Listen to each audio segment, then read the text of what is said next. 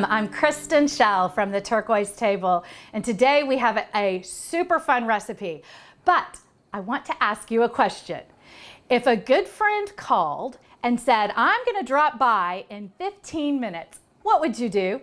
Think about that for a second.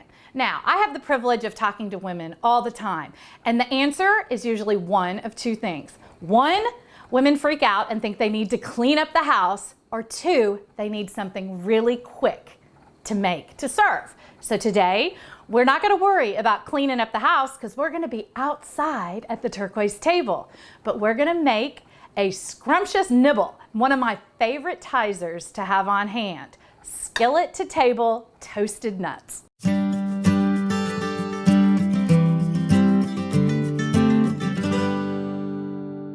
So for this recipe, you just need a handful of ingredients. I love this recipe because it reminds me of my grandmother. When I was growing up, Grandma always kept a can of nuts in the pantry. I remember asking her one time, Grandma, why do you have like 10 or 12 cans of nuts in the pantry?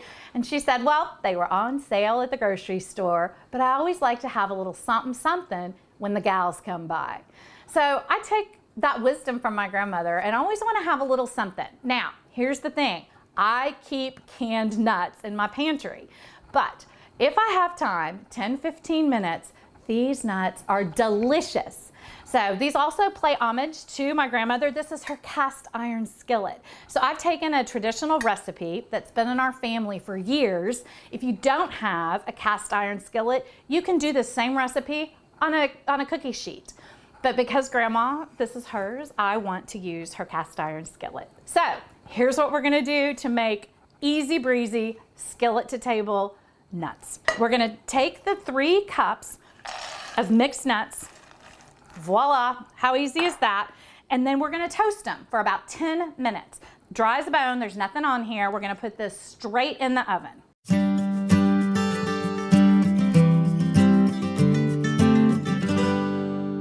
Okay, so I popped the cast iron skillet with the nuts in the oven.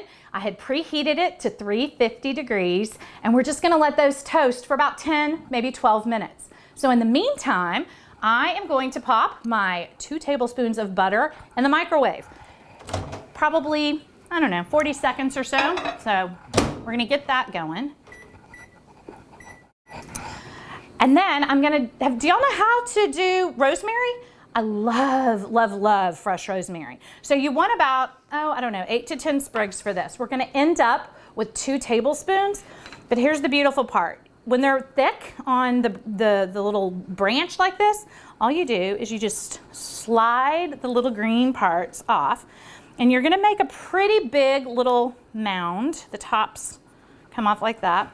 And we're gonna see how thick this little branch is? No way to chop that. So they have these little tools that does this for you. I've never been able to get the things to work.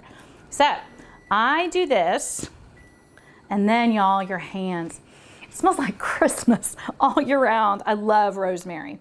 So we're gonna do this one more just for good measure. I'll do a little one so you can see that. Okay, so this one's just a little bitty one. So you just wanna, I'm gonna do one more. Just grab your sprig, just gently pull. Now this is probably enough for about 2 tablespoons of rosemary. And now you're just gonna put it in a little mound and then go after it. Okay, I've already put 3 teaspoons of my brown sugar in this little dish, but I wanted to tell y'all about storing brown sugar because this is the best trick. My grandmother actually taught me.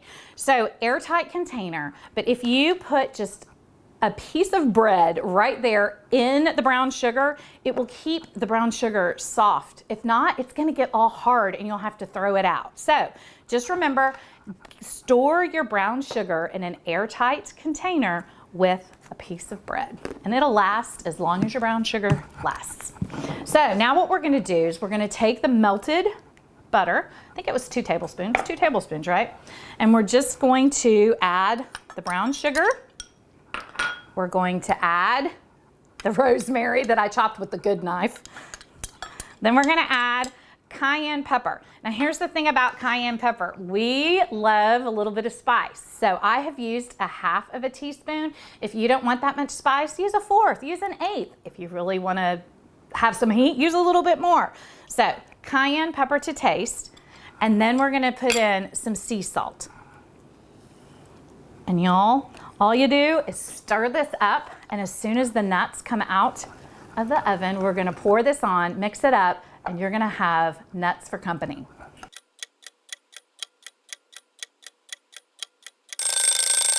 So, 10 minutes, toasted nuts. If you are using cast iron, you probably want to use a little bit of a trivet. Now, I don't use these all the time because I have marble and it just doesn't bother me, but if you don't have a really dense porous surface, please use a trivet. Also, cast iron is hot. Do not grab a cast iron handle without using either a tea towel or an oven mitt or whatnot. So I'm gonna leave both of these right here just to kind of make sure I don't touch my hot cast iron skillet. The nuts are done. And so all we're gonna do now is pour this on here. Now I'm gonna get my wooden spoon and we are gonna stir up these nuts so that all of the delicious sea salt and rosemary and sugar and cayenne pepper. So I'm gonna make sure all the yummy bits are stirred up. And y'all, you're gonna let this cool for just a couple of minutes, just until you can kind of touch, so you're not gonna burn yourself. And then take the skillet straight out to the turquoise table and let your friends have a taste.